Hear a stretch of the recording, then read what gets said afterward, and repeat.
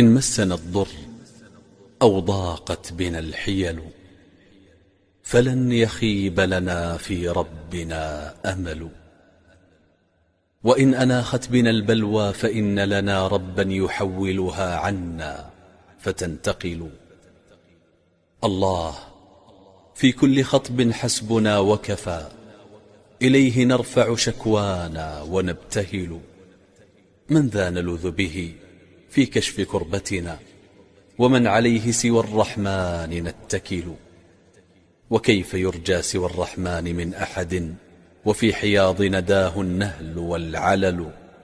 لا يرتجى الخير إلا من لديه، ولا لغيره يتوقى الحادث الجلل. خزائن الله تغني كل مفتقر، وفي يد الله للسؤال ما سألوا. وسائل الله ما زالت مسائله مقبولة، ما لها رد ولا ملل.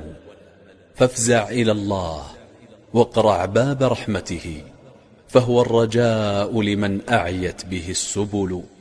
وأحسن الظن في مولاك وارض بما أولاك، ينحل عنك البؤس والوجل. وإن أصابك عسر فانتظر فرجا، فالعسر باليسر مقرون ومتصل. كم أنقذ الله مضطرا برحمته، وكم أنال ذوي الآمال ما أملوا. يا مالك الملك فارفع ما ألم بنا،